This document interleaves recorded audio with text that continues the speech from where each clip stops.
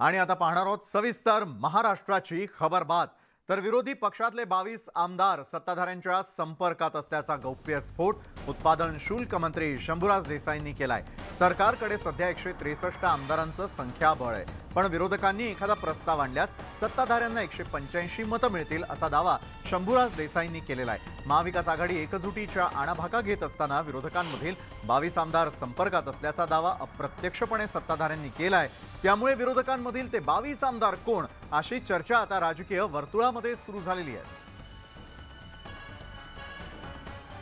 तर सत्ताधाऱ्यांचं बेरजेचं गणित कसं आहे त्यावर एक नजर टाकूया।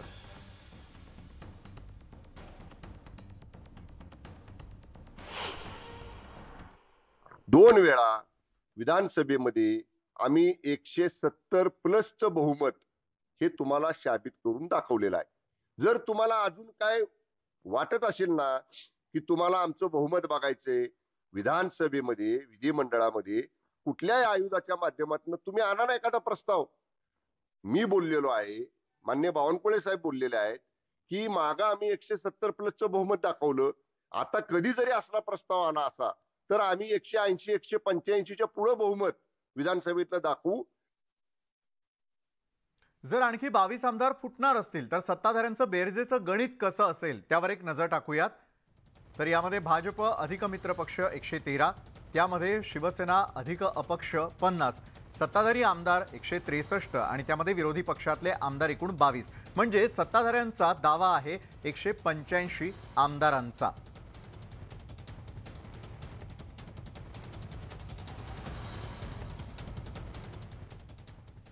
राज्यामध्ये सत्तांतर झाल्यापासून संजय राऊत राज्यातील सरकार कोसळण्याबाबत वेळोवेळी भविष्यवाणी करत आलेले आहेत, पण यावेळी संजय राऊतांनी थेटपणे दिल्ली कनेक्शन सांगत मुख्यमंत्री बदलाच्या हालचाली सुरू झाल्याचा दावा केलाय।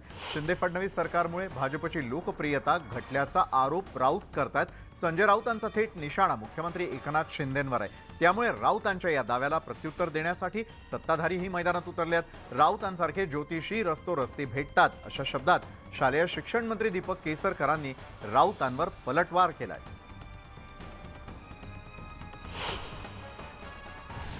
मुख्यमंत्री बदलाच्या हालचाली पडद्यामागे सुरू आहेत, दिल्लीत सुरू आहेत। त्याची कारणं काय सगळ्यांना माहिती आहे।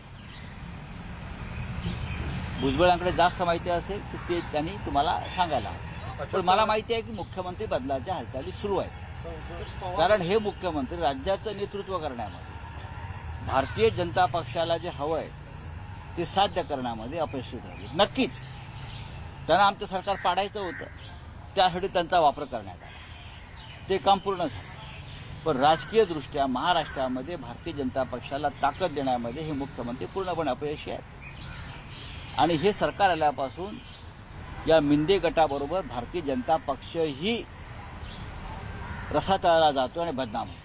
असे भविष्य करणारे तुम्हाला रस्तोरस्ती दिसत असतात, पण त्यांच्या भविष्यावर जर सरकारचं भवितव्य ठरलं तर तो एका अर्थाने एवढ्या मोठ्या सुप्रीम कोर्टाकडे जो खटला चालू आहे त्याचा निर्णय सुप्रीम कोर्ट देणार आहे। ते अधिकार मला वाटत नाही की संजय राऊतना दिलेले आहेत, तर ते तुम्ही खात्री करून बघा की ते अधिकार बहुधा दिलेले नसतील असं मला वाटतं। सार्वजनिक बांधकाम विभाग